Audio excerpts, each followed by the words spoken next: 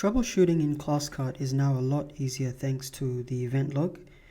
To demonstrate, let me just say, for example, I come into this order that I scheduled for tomorrow and I notice an ingredient is missing that should be here.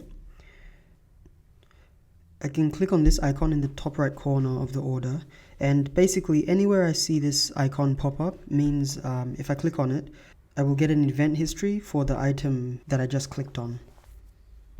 So if I click on this, let's say this week, I get an event history for the order that I just clicked on, and then I can see, okay, Jane Doe removed basil from the order, and then I can either fix that or keep that as it is. There are a few other ways I can get at the information I need in the event log.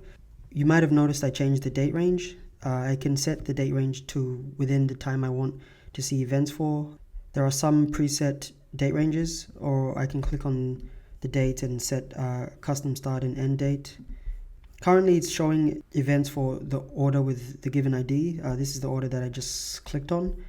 If I were to remove this ID, it would show all events in the given week, and there's only been 3 events. I can also filter events by person, so I can say only show me events made by Jane, so only show me Jane's actions. I can go Jane Doe, and we can see Jane Doe made 1 order this week. I can also exclude a person, so if I go Jane Doe, but this time exclude them, we can see these 2 actions, excluding the actions Jane Doe took this week.